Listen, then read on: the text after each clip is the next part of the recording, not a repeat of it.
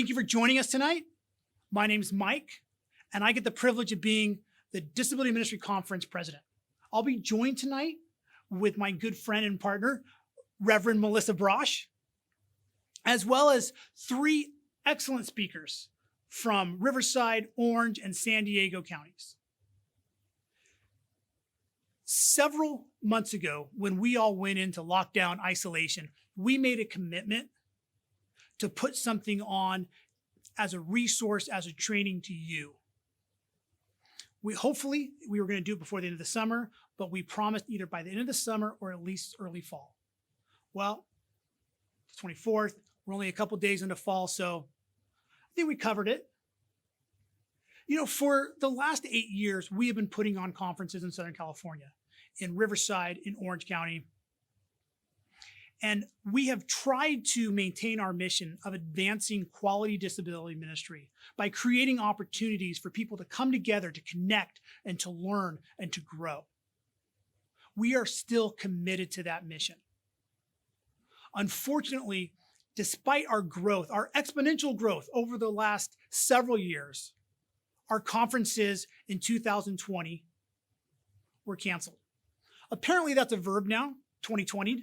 So our conferences were 2020'd. But we're here tonight to speak hope. We're here tonight to share with you some resources, hopefully some encouragement that you can use in your lives, in your families, in your ministries, as you work alongside individuals labeled with disabilities. Before I go much further, I feel it's real important for us to thank some very important people. First, we want to thank our speakers for committing their time. They're going to be showing up from Orange, Riverside, San Diego County. They've given their time, they've given their expertise, and we are thankful. We are thankful for the team at Calvary Church of Santa Ana, without whom much of the last few years would not be possible. Everything from the pastoral staff, the technical support, office staff, we owe an immense debt to the team at Calvary Church. Many of you are joining us via our website, disabilityministryconference.com. And we want to thank Steve and Techie and the entire team at Mile 3 for gifting us their expertise and their time and their web hosting abilities. Most importantly, we want to thank you. We want to thank you for taking your time to join with us. We want to thank you for taking your time to listen and to learn. We want to honor and value that time that you give us. We know that this last 6 months has not gone the way anyone thought. There's frustration. There's anger. There's isolation. There's a lack of connectedness. There's a lack of community. There's a lack of typical go-to resources. There's a lack of hope. We want to challenge that. We want to provide you with resources. Speak about community, speak about resources, speak about connection. We want to talk to you about the hope that we have in a God who is in control. We want to represent a variety of voices and perspectives in our ministry. One of those voices happens to be my daughter. And she's asked if she could share a few words with you guys tonight. And, well, I said yes. Before she speaks, I'd like to open our night in prayer. Dear Heavenly Father, thank you for allowing us to come together, for allowing us to speak hope in times that are confusing. We thank you for our speakers. We thank you for our guests. We thank you for the entire teams that have come together. We want to lift up right now those who are frustrated, those who feel isolated, those who feel disconnected. We want to lift up those families who are struggling with new realities on top of pre-existing realities. We want to let them know that they are not alone. Not only do we love them, but most importantly, that you love them. Help us be instruments of your love and your hope in all we do and say this evening. In your Son's holy name, amen. Hi everybody, my name is Summer Hoggett. I'm 15 years old and I have autism, and when I was 5 years old I survived kidney cancer. God saved me, and He saved me because I make the world feel welcome. And we'll be sharing a poem with you guys. I trust in God's unfailing love forever and ever. Psalm 52:8. This is in Psalm 52 to 55. Have a great time, everybody, and remember, God is in control. Man, I know she's my daughter, so I'm a little bit biased, but I love her faith. God is in control. God designed us with purpose. And we're here tonight because everybody has been designed by a creator with a purpose. We have three amazing speakers who are going to talk about that. We have first Jeff McNair from Cal Baptist University in Riverside. We have Karen Bergstrom from the Townsend Group. And we have Janice Chan from San Diego State University. First up tonight is Jeff. Now, I've known Jeff for many, many years. So excuse me while I pull out his bio because I don't want to screw it up. Jeff is a professor at Cal Baptist University. He is joining us from Riverside. He has been a mainstay with the DMC conference since our very beginning. Our first conference was in a small little church that was in a former Land Rover dealership, and Jeff was the speaker. We've come a long way since then, and Jeff's been with us the entire journey. Dr. McNair is professor of special education at Cal Baptist University and has published numerous articles and spoken around the world on disability ministry. He hosts a popular blog called Disabled Christianity, which has resulted in 2 books. He's also just published Meow Wolf, which I highly recommend. It's a juvenile fiction book about fitting in, about being different. Jeff and his wife, Kathy, have been personally involved in ministry to individuals with intellectual disability for over 40 years. He also works in church relations for Johnny and Friends. Most importantly, Jeff's my friend. Jeff and his wife are my family's friends. They have been supportive to my family. They have loved on my family, and we have loved them in return. I always look forward to hearing what Jeff has to say. Tonight, he's going to talk to us a little bit about community building. He's going to talk from his experience and from his heart. So please listen intently and open your hearts, open your minds as Dr. Jeff McNair shares with us. Thank you. Hello, my name is Jeff McNair. I'm a professor of special ed, and I am delighted to be a part of the Disability Ministry Conference this year. I thought I'd do something a little different. It used to be that you'd talk about starting a ministry because no one had started ministries much. And there's nothing wrong with conference presentations and starting ministries, but there's a degree to which I think we've moved a little further down the road. So with that in mind, I thought I'd share something different today. I've been working with the Evangelical Free Church of America, and we've been working on what's called a disability ministry self-assessment.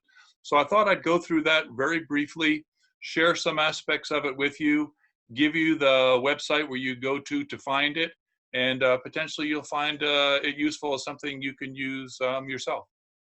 So let me share my screen.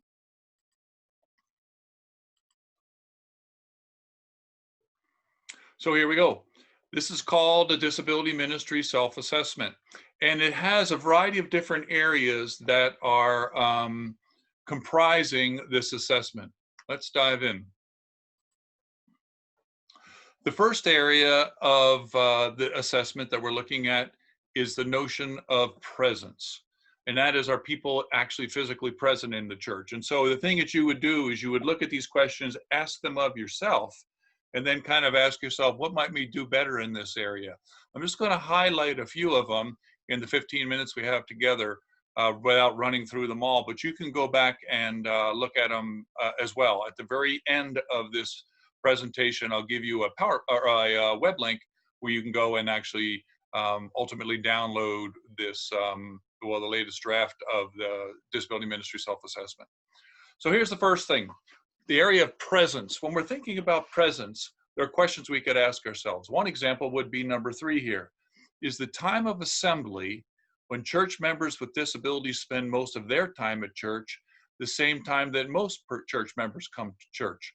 You know, oftentimes there are ministries out there and they're doing something, but the people with disabilities show up when nobody else is on campus. So everybody's on campus on Sunday mornings, when we're not in COVID, on Sunday mornings, and they're showing up on Thursday night.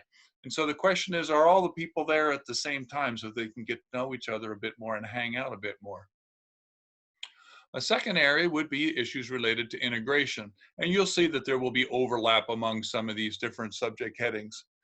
So when this one says, does church members with disabilities, or do church members with disabilities spend most of their church time mixing in and participating with a wide range of other church members across all ages and abilities?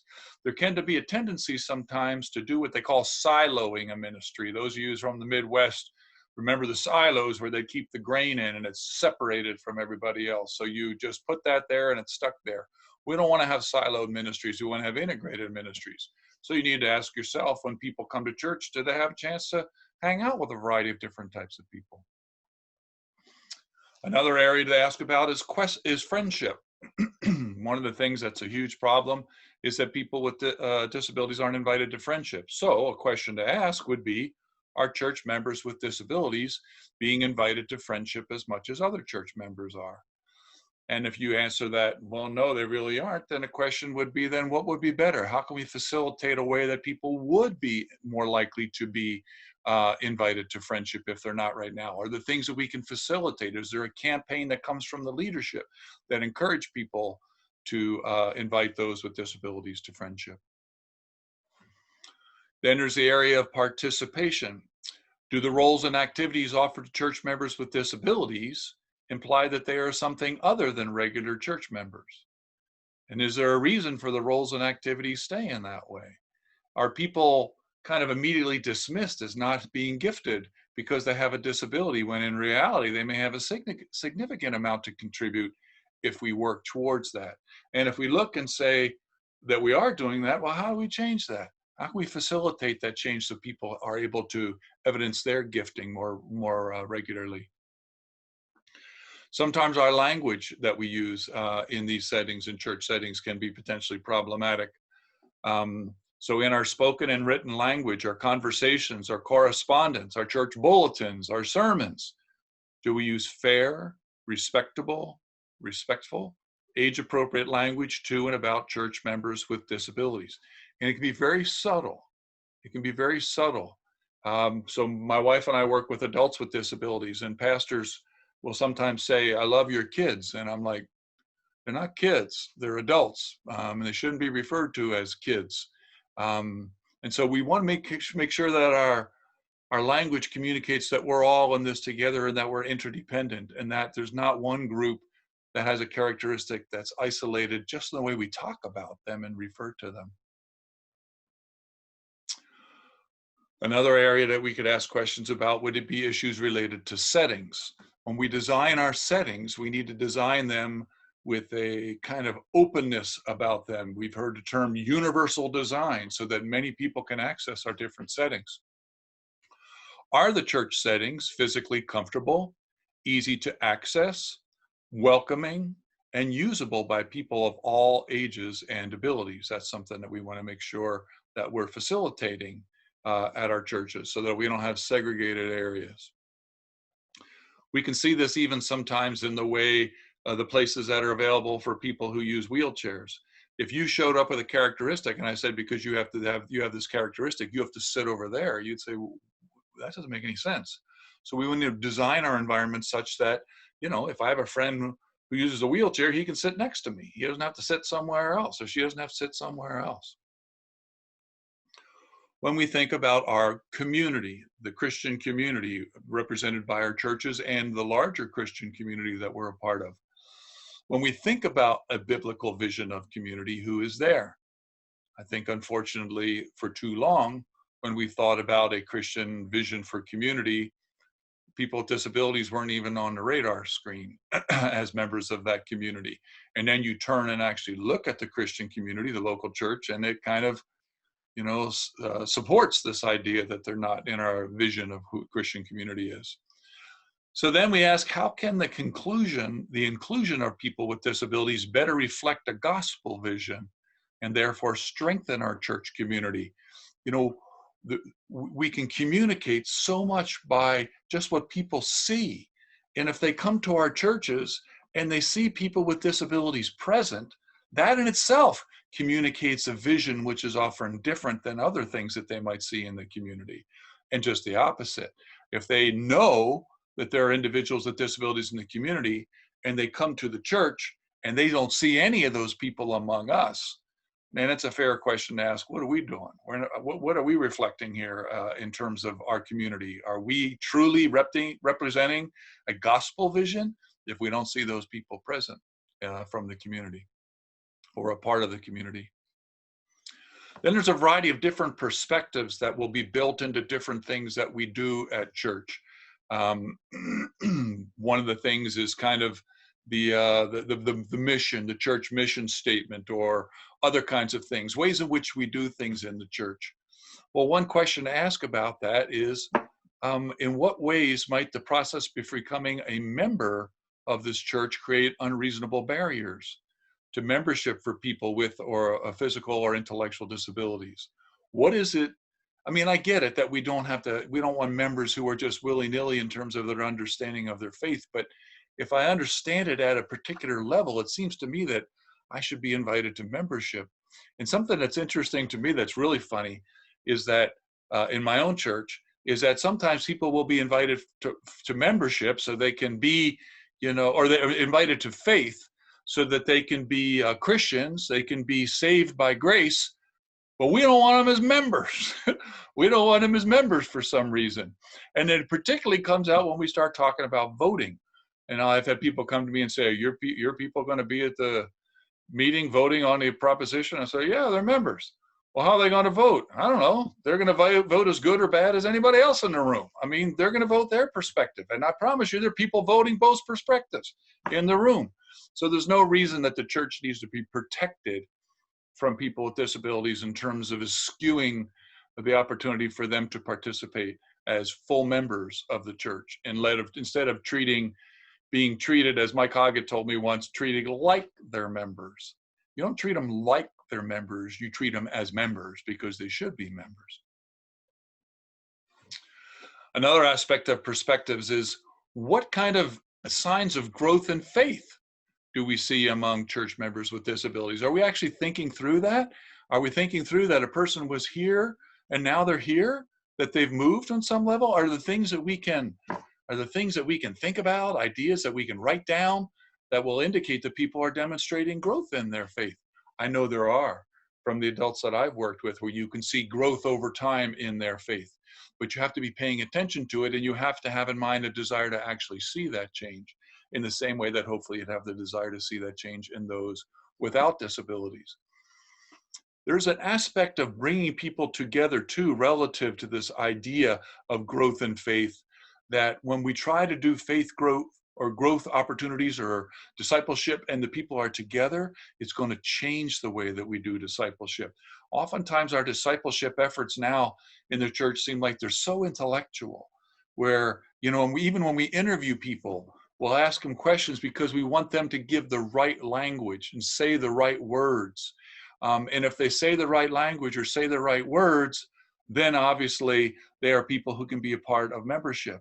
However, if someone cannot say the right words, they may not be invited to membership. So I know of a story of a guy his father was even a pastor, or his uncle was a pastor, and he was living nearby.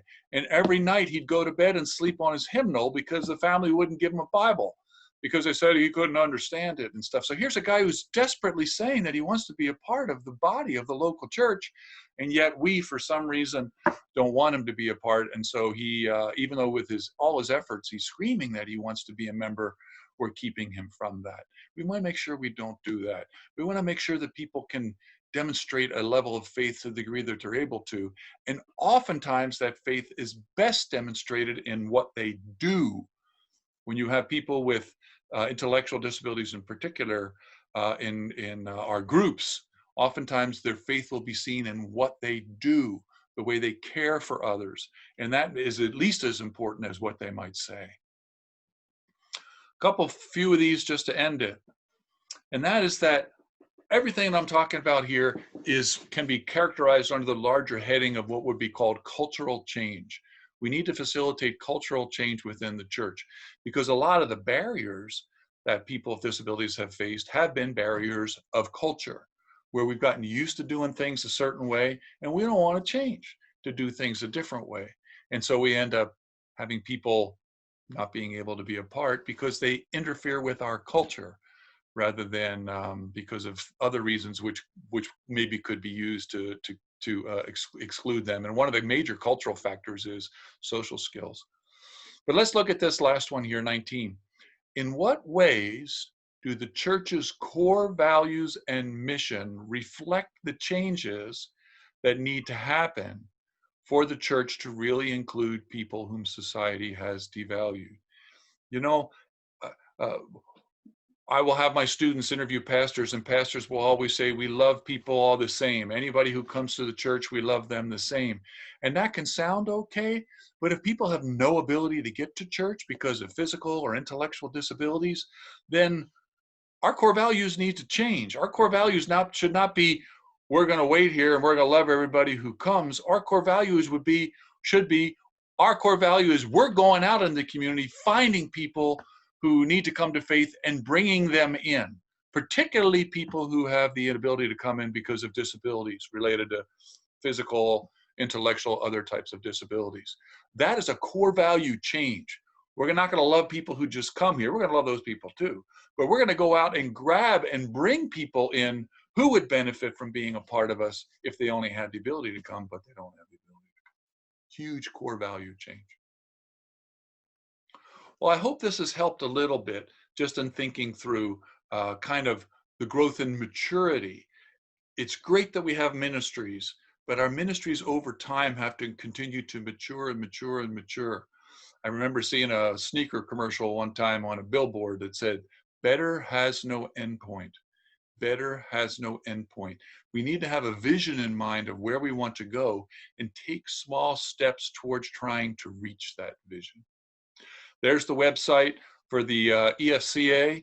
There's my email and some other information about me if you're interested in visiting some of those places that I've listed there. And otherwise, thank you, God bless, and I hope you enjoy the rest of the conference. Jeff, thank you so much. You always have a way of challenging the way we think and the way we live, and I'm super grateful for you to just being a part of such an important part of our DMC community. So thank you. That was absolutely wonderful. And I am so excited to introduce you to our next guest, a good friend of mine, Dr. Karen Bergstrom. Karen has spent the last 33 years working in the trenches of leadership development and program development for child welfare, juvenile justice programs, and more recently, an organization that helps vulnerable families. It's called Safe Families. We're going to get that website to you in the chat and on the video so you could check it out.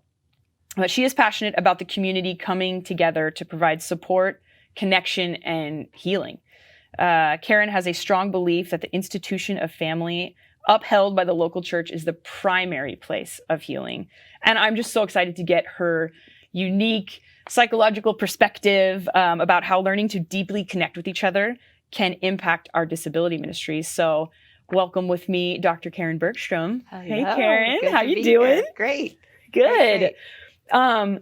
So we are entering a discussion about just how we connect with one another, and you are the expert in connection. So tell me about how you became an expert in sort of connecting with people and helping people connect with people. Yeah, I saw that question you wanted. I thought it's got to start with family of origin, doesn't it? For all clinical psychologists, that's where things began. And when I was born, my mom was 21 years old, single mom, dad out of the picture, and I was her third child.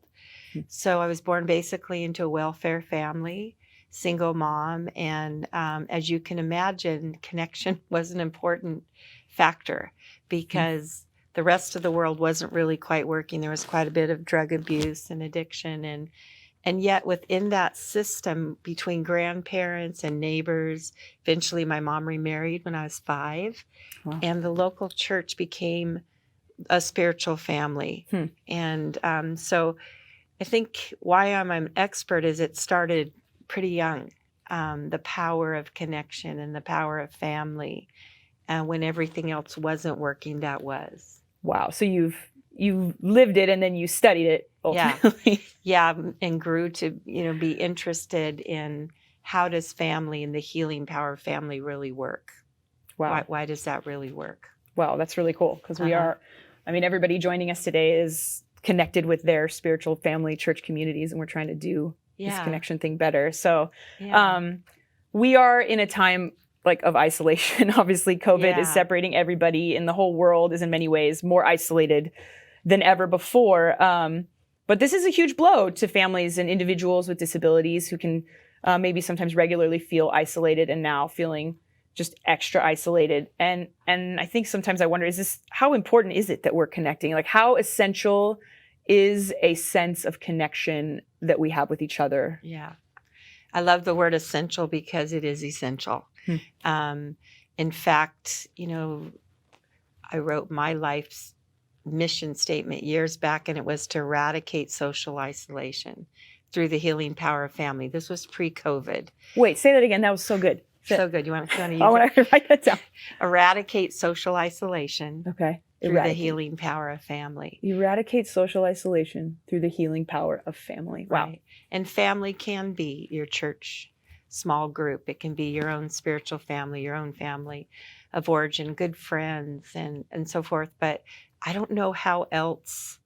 God said He set the lonely in family. And family's beyond just our blood. It is our blood, but it's beyond that. Yeah. So when COVID hit and all this language of social isolation came, I felt like it was a familiar conversation to me. Yeah. Research demonstrates, in fact, there's a research out of the Center for Social Policy that says the number one cause of child abuse is social isolation. Wow. So we know there's a tsunami of trouble in families right now with all the isolation. So it's the need for connection. The opposite of isolation is connection. Right. And the need for that is essential, no matter where we come. So as COVID came and isolation was being talked about, I knew that things were going dark. Connection was going dark for a lot of people. Yeah. It's such an interesting way that you reframe the idea of family, because I think a lot of us, we want to volunteer. We want to get volunteers. We want to train and recruit volunteers in the church. And what I hear you saying is that the church, it's not just about being there and volunteering. It's actually about taking on our role as a member of a family. Yeah. And what that brings. Yeah. There's, when scriptures talk about God has set the lonely in family, I believe it's way beyond just our family of origin. Yeah.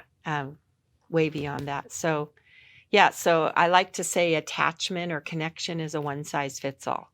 Okay. So no matter how high degrees that we've gotten in the land, it really doesn't take a PhD to understand that I need you and you need me.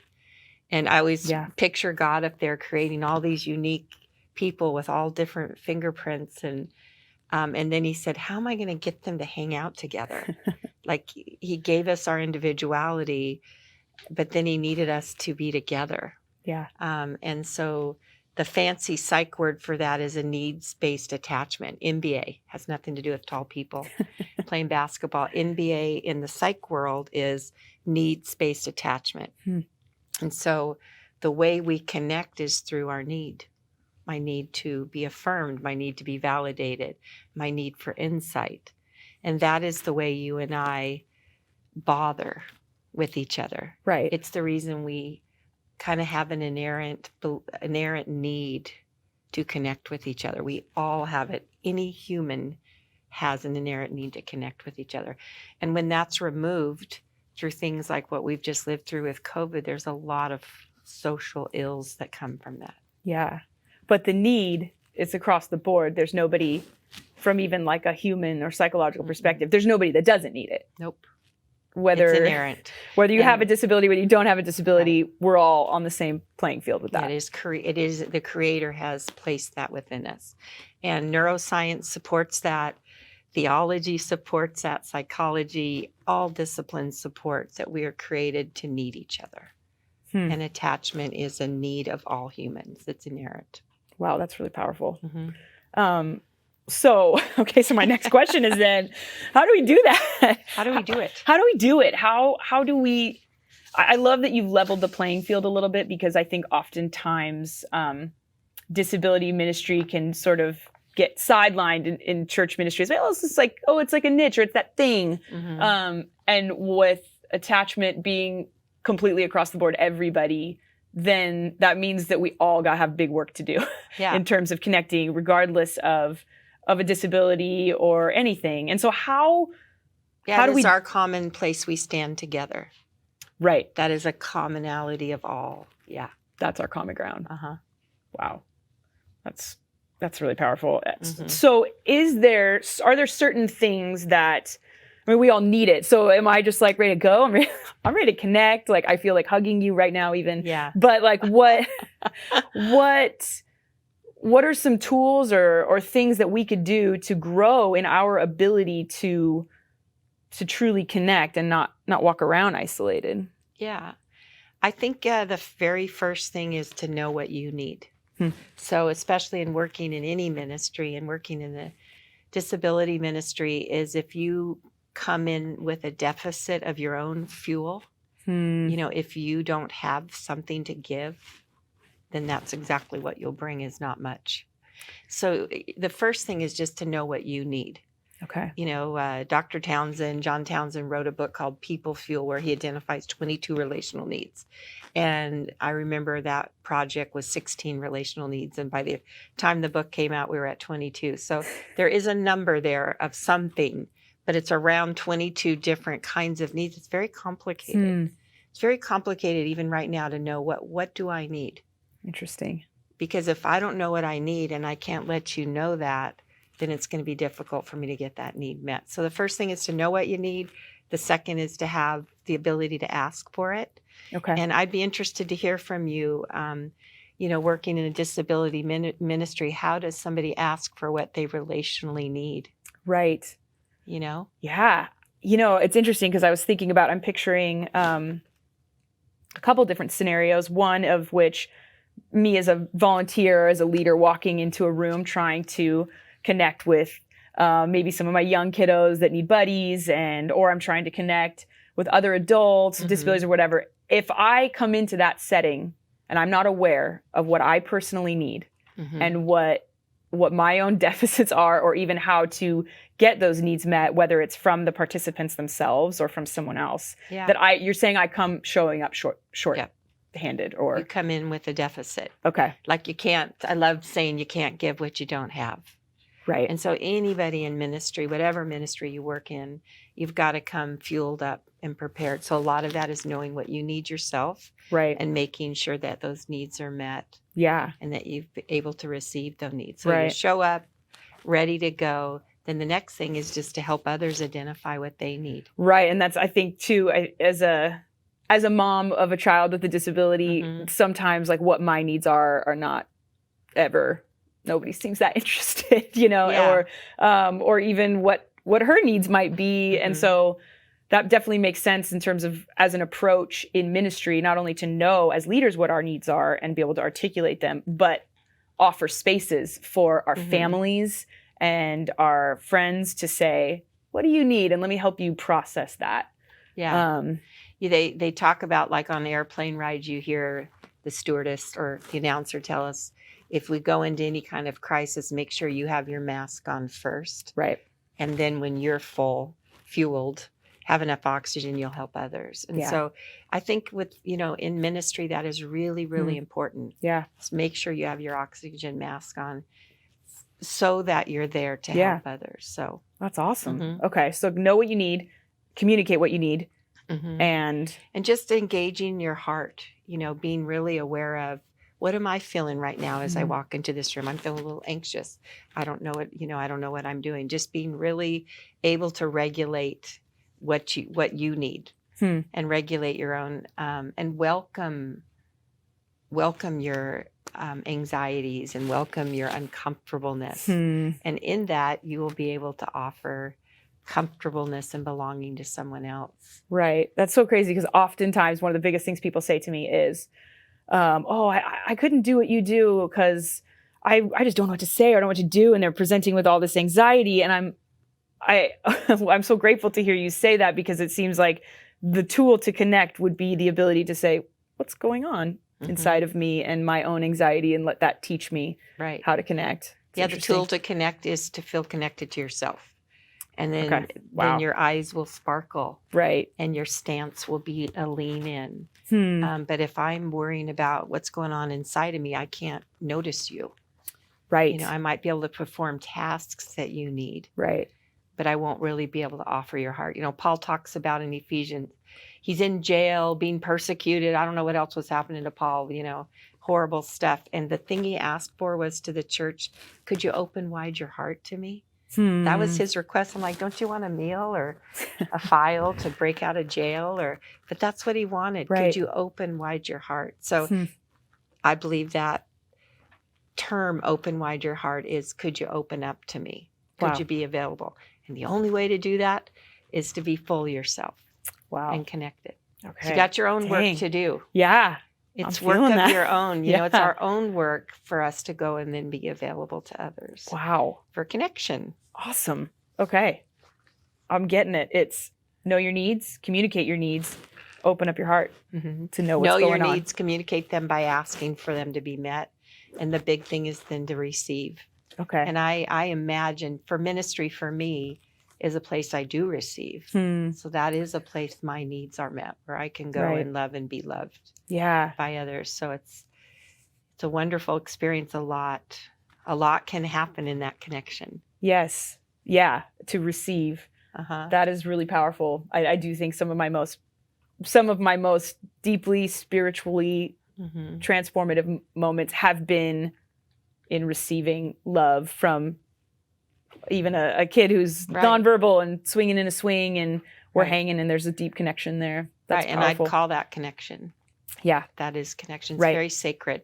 Yeah. So the complications of all the what we need to do or don't do, I think there's one simple thing that we all understand about each other, and that's this overused word of connection, or this sense of belonging. Yeah. And that is a wonderful thing to offer.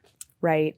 And this feels like the work, what you're talking about. It feels very like deep in the earth type Yeah. stuff, but that's the stuff of belonging. And I think what we're working towards with our disability ministry conference is not, people talk a lot about inclusion, and inclusion is awesome, but inclusion also has an implication that here we are and you're over there and we're going to bring you into our space. And that's really different than you just belong. You belong with me. You belong connected to me. You were sort of inextricably like connected. a mutuality when Yeah. it comes to the human part of each other. Yeah.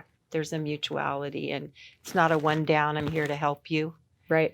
It's I'm here to be with you. Yeah. Got a whole different feel to it. We all know the difference. Right. We feel it. We feel the difference. Yeah. Wow. No one really wants to have someone one downing them, Right. but they want to be someone to be with them. Right. I think we can do that. I think we can too. Yeah. I think that's the goal. Yeah. Are there any other thoughts that you had about this, or? I had a C.S. Lewis quote that I thought was relevant as you and I were talking, but C.S. Lewis says, it's a curious thing that we help each other with the overwhelming possibilities of each other, because there's no ordinary people, as we are all immortals who are everlasting splendors. So that's another thing. We are the same. We're all everlasting splendors, and we're really here to help each other with the overwhelming possibilities of each other. Wow, the overwhelming possibilities of each other. Wish I wrote it, but I didn't. That's well, There's you no said it. ordinary people Yeah. that God created us as everlasting splendors. Wow. There's a lot we can do together. That is powerful, and I'm really thankful for you sharing this, because I feel the need, and I hope that everybody out there is feeling the need to like really turn inward and have some time with the Lord to say, okay, God, what do you want in me as I grow and change and know my own needs, so that I'm available to be connected. So thank you. You're welcome so much for being to here. Hang out with you. And I hope that you were as encouraged and are feeling as challenged as I am to go maybe do some business with ourselves and with God. So thank you so much. Wow. Melissa, Karen, thank you. Everybody needs connection. Everybody needs to belong. We all have that need. Thank you for reminding us. That's so important in our families, in our churches, in our community. Hopefully you guys have enjoyed the night so far. We've got 2 speakers down. We've got 1 excellent speaker to go. Janice Chan has been a mainstay at the Disability Ministry Conference for the last several years. Her sessions are always, if not the most attended, at least one of the most attended. Her insight on behavioral supports and strategies have proved invaluable to many, many past attendees. Janice Chan, let me give you her bio. Again, I don't want to screw up anyone's bio because this is being recorded for posterity. Janice is a deacon of special needs ministry at Reservoir Church in San Diego, where she coordinates a special needs respite program called Buddy Break.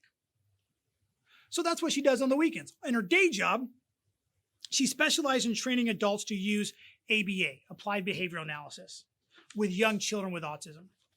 She's currently the lead trainer on an autism research team at the University of California, San Diego. And, there's a lot of ands, she is also a professor at San Diego State University. Tonight, Janice will be joining us from San Diego. She's going to share some strategies for supporting families with resources specific to behavior, but resources and strategies so that we're not just focusing on behavior, but we're focusing on supports. How do we support people? How do we support individuals in the ministry? How do we support families? I look forward to hearing what she has to say, and I know you will as well. So please join me. Again, open your hearts, open your minds as we listen to Janice Chan share with us all the way from San Diego County. Thank you. Hi, everybody. My name is Janice Chan, and I am from Reservoir Church in Escondido, California. And I am really honored to be here to speak with you about COVID-friendly behavior supports. What we're going to be addressing in this presentation is practical strategies for preventing challenging behavior. So our agenda for this talk, we'll first talk about and define what behavior is, and then we'll talk about the context of COVID-19, and then finally some strategies to support positive behavior. Behavior is the actions or reactions of a person in response to external or internal stimuli. This means a few things for us. First of all, that behavior is not always bad. It also encompasses the positive things that people do in response to the things that are going on in and around them. Secondly, behavior occurs because of things that are happening either externally or internally. So a behavior can occur because, for example, a child's sibling said something mean. That would be a response to an external stimuli. Behavior could also occur because of an internal stimuli. So maybe a child flaps her hands because she's excited. When we're talking about more negative or challenging behaviors, one really important thing to keep in mind is that behavior always has a purpose. In other words, every behavior is communicating something. And in order to respond appropriately, what we really need to do is figure out what it is that behavior is attempting to communicate. For example, a child who's tantruming because they're overdue for snack time is engaging in a challenging behavior. But what we think about the actual messaging that the tantrum is sending, though, although the tantrum is difficult to deal with, I will not argue with that. We can look at challenging behavior with a little bit more grace, knowing that the child's just hungry and needs to eat a snack.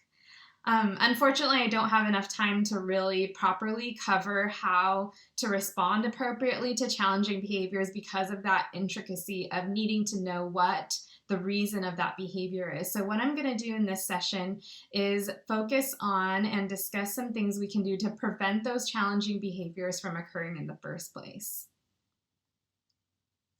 Many of the recommendations that I can make, whether you are listening to this talk as a caregiver, a school-based employee, or a church ministry worker or volunteer, those strategies are going to be the same, whether we're in a pandemic or we're not.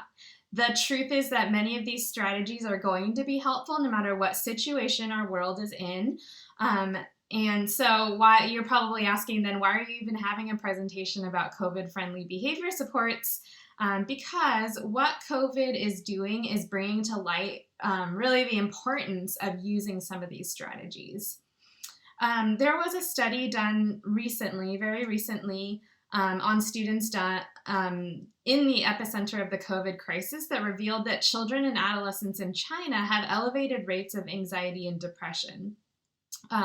We're seeing similar trends here in the US as well. So the ACLU of Southern California conducted a survey of students who reported that pre-pandemic they could handle the stresses of everyday life, and now less than 40% feel that way. So students used words like anxious, lonely, overwhelmed to describe how they're feeling.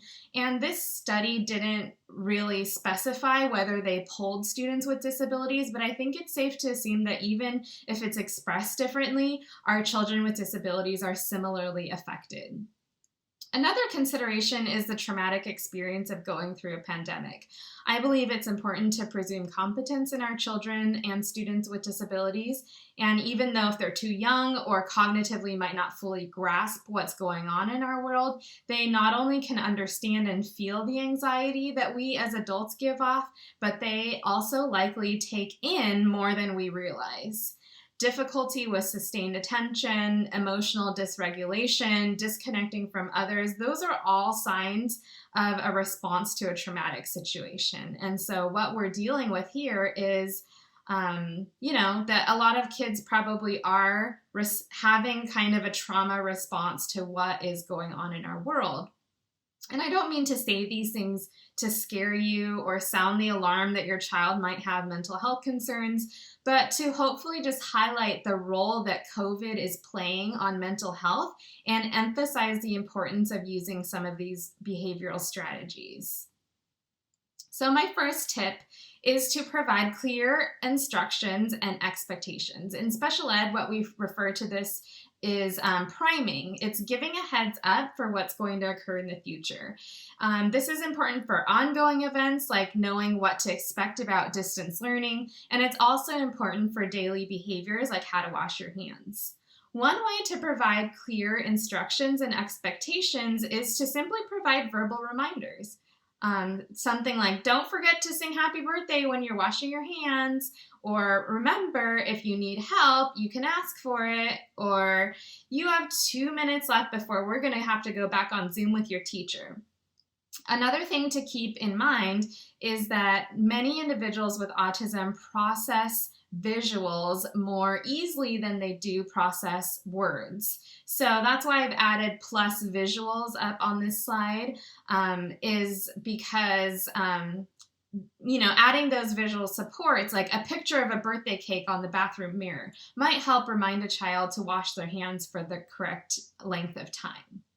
Another way to provide clear instructions and expectations is to write social narratives. We can do that by using something called social stories. That's kind of like a brand name of social narratives. Social narratives allow you to introduce an idea or event and explain what the individual might experience and feel, as well as what the expected responses might be. So here's an example of a social story that I wrote for a young woman with Down syndrome who is a part of my church, where I serve as the special needs ministry deacon. And she, in our church, a little bit of context here, in our church, when you are of a certain age, you start sitting in the sermon instead of attending Sunday school. So here in this story, what I'm doing is showing her what to expect. What kinds of behaviors would I expect to see out of her? What kinds of things will she be doing when she's sitting in the sermon?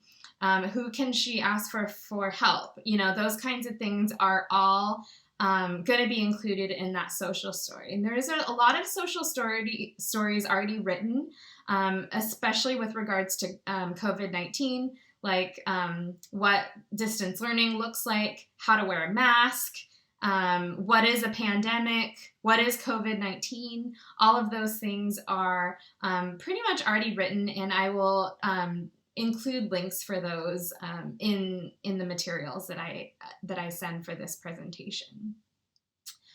So regardless of the method that you're choosing, it's important, you know, between the verbal reminders, the visuals, and the social narratives, it's important to that these come before the desired behavior, not as a corrective measure. We want to make sure we're presenting these instructions and expectations ahead of time. Because really not feeling successful can lead to feelings of frustration, which then can result in challenging behaviors. So we want to prevent that cycle from occurring in the first place by being upfront about what we expect out of the child or the student. Here's another example of a social narrative called a power card. A power card briefly explains what you're supposed to be doing and often includes the picture of a preferred character or some sort of preferred person that is supposedly telling the child what these steps are, what they're supposed to be doing. My next tip is to establish structure, and there's two ways you can do this. One is by using physical structure, and especially this goes for parents who are dealing with distance learning from home, is to designate a specific workplace for your child. So here we see a child sitting at a desk that's made specifically for her, and you know, she has everything that she needs to do distance learning: her computer, a pencil box, her schoolwork, and here's her little brother or her big brother in his workspace as well. So having a separate space really does make a difference. It allows you to see, like, this is where I do my schoolwork, and also gives you that visual structure of a workspace. If you don't have a separate desk, there are other ways that you can do this. You could section off a piece, a part of your coffee table or a part of your dining table by using blue tape across it to say this side is your desk for distance learning. You could also have a different colored tablecloth. When the tablecloth is there, that means it's your distance learning desk. When the tablecloth is not there, then it's our dining table, for example. Another way to establish structure is to make sure that you have daily routines and to structure the daily routine. You can do this by using visual schedules, such as the ones that are present here. Once again, with the strength of visual processing, making schedules visual is very useful for individuals with disabilities. Just as the picture shows, the schedule doesn't necessarily have to have times, right? It's not that we're saying every day at 10 o'clock we expect you to be giving your child a snack, but just the order in which these activities are going to occur so that it gives that child that predictability in knowing what to expect. And these are cute to have the little icons all laminated and Velcroed and everything, but let's be real, not everyone has time for that. And so if you don't have time to print and laminate and Velcro all of these pictures, a really easy way for you to do a schedule is just to have a piece of scratch paper. You could even put the scratch paper in a sheet protector, and that way you can mark it with an Expo marker and erase it. The point is, we want to create a visual way for establishing a predictable routine for kids. Within that structure that you establish, you should also consider allowing for regular breaks. Generally speaking, I like to go no more than 10 to 15 minutes of concentrated attention before providing a break. The break doesn't need to be that long. Really, it can be like 3 to 5 minutes, or even, closer to the 3-minute side if that's all that you have. But it should allow the child to move, to get up and get around, not just sitting there watching your iPad, as much as you can avoid that because you're sitting and watching a Zoom screen for school. During that time, not only should the child be allowed to move around, but also to have minimal demands placed on them. It's helpful here to get outside as much as possible during these breaks, especially longer ones that might take the place of recess or nutritional breaks. Having that change of scenery, moving about in a different way than you can inside, it does make a difference for our learners with special needs. You might also find it handy to use a timer for these breaks. You could even involve the child in setting the time or hitting start on the timer, which could help the child have a little bit more buy-in for the whole ending of a transition. My next tip is to increase the level of engagement for each child or student, because bored students equal inattentive and potentially disruptive students. So we want to try to avoid that and avoid boredom by keeping students engaged in distant learning opportunities, and as well as in-person opportunities for that matter. One way that you can do that is to increase the number of opportunities that each child has to respond.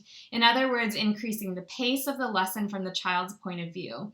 A child that's repeatedly asked to answer questions or otherwise engage in the lesson has fewer opportunities to lose their attention and engage in disruptive or challenging behaviors. So for parents, during distance learning opportunities, you probably don't have much control over what the teacher does or what pace the teacher keeps for the lesson. But perhaps if you're sitting with your child, you could ask some additional questions while your microphone is muted to keep your child actively engaged throughout the lesson.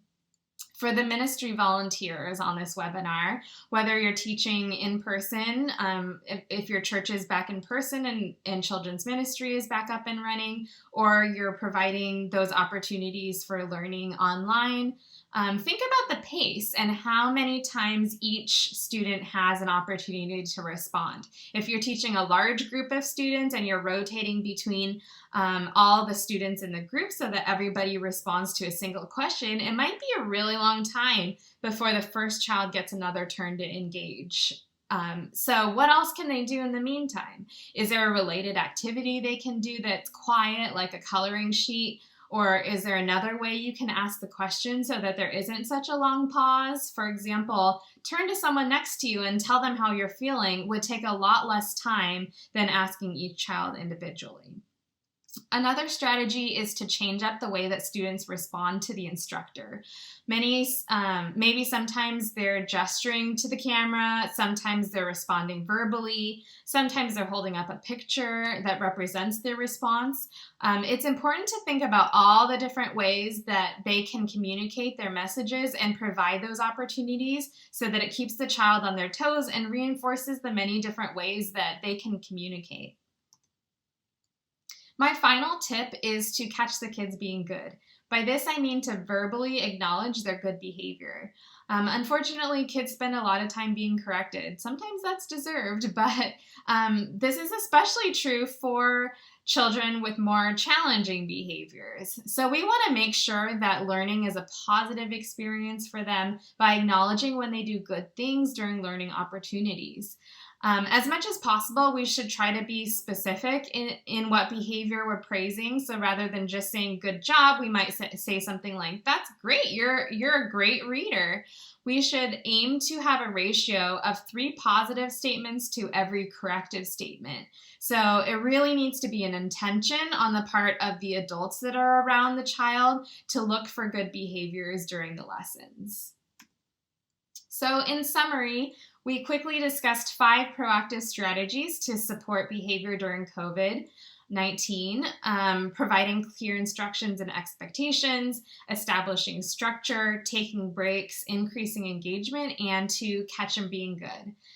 These strategies were important before COVID-19 hit us, but with the elevated concerns for mental health, they are paramount.